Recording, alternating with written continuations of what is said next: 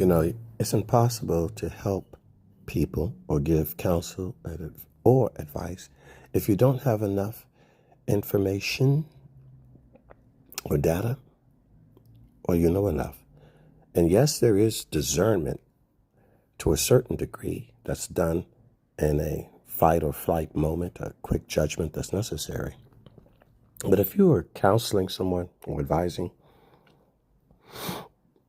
someone seeking an answer from you, they're basically asking a question to someone, hopefully, who they assume or believe to be a professional or an expert or somebody who's older or somebody that they know is wiser or somebody who they believe should have had enough experience in something based on who they are or their reputation or their certification or their accreditations. Those are the things that you do when you're assessing someone. You know personally that there is something about them that you're asking the question. So you go into a hospital, you talk to a doctor or a nurse, you assume if they're in uniform, you assume they're in a hospital, they're in a building where it's supposed to be where people are supposed to know what they're talking about medically. And if you walk into a church or a synagogue, you assume that these people with crosses or kippas around their necks or robes or whatever, they are in a building that is assumed that the people in that building are knowledgeable, experienced, and have a little bit more information about something than you do because that's their field of expertise. You go to class, you go to college, you go to a professor, you go to school. That's already assumed, and it's a given. It's a natural assumption, and it's a proper assumption. A police shows up, he knows more about policing than you do. A fireman shows up, he knows more about fire than you do. A carpenter, an engineer. So you're supposed to assume that your father and mother have knowledge, especially general knowledge in almost any and everything. They are raising you, they're in a house, they have jobs, they have relationships, they're older, they know more about life, they've experienced life. You haven't been married, you don't have any children. All of these kinds of things you know, and especially your grandparents, who are even older than your mother and father.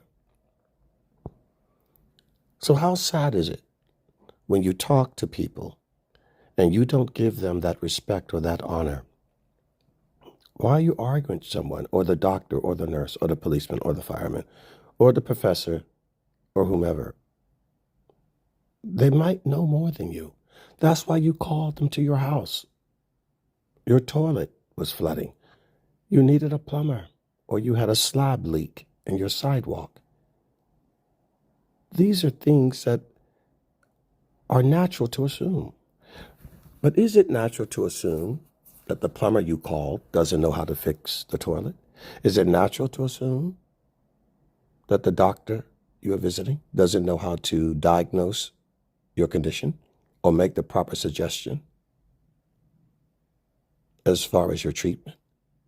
Is it natural to assume that a fireman comes to your house and he doesn't know how to put out the fire?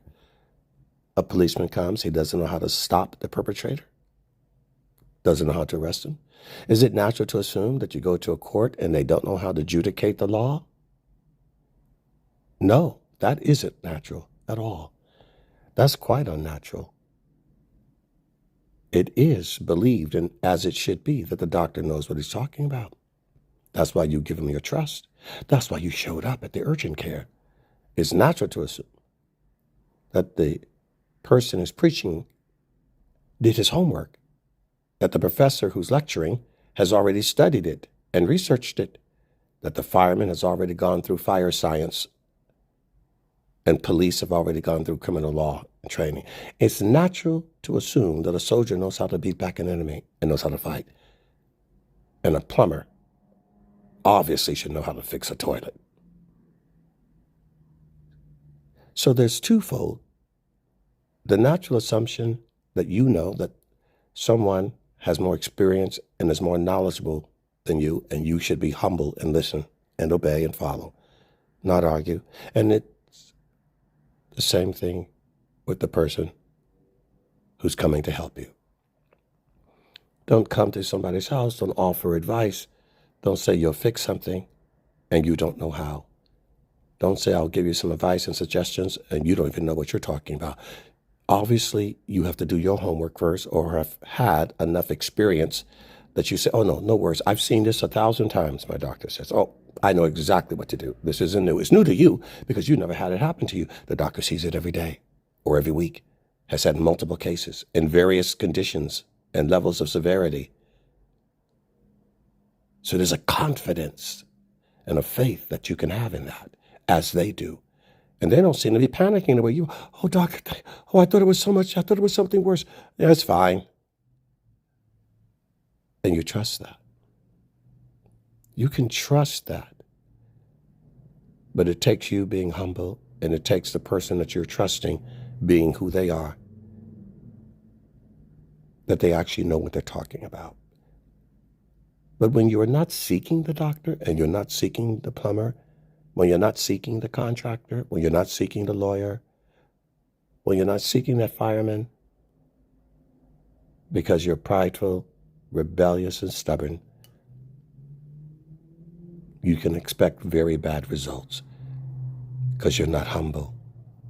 Humble enough to receive an answer, humble enough to receive a blessing, humble enough to receive a solution. You're too busy arguing with the teacher, fighting with the doctor. Don't fight with God. Don't fight with those that God uses, and that's mostly how you fight with God. Because he doesn't come down from heaven and fix your toilet, and he doesn't come down from heaven to teach you in your class. He uses men and women he has appointed, who have done their homework and become professional enough or experienced enough to know how to give you the best of advice that you don't have and you haven't experienced and you haven't studied. You've got to learn to trust that.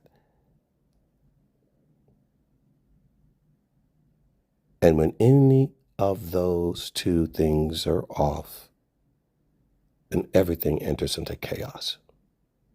A person who does not know what he's talking about and a person who's not humble enough to seek someone who knows.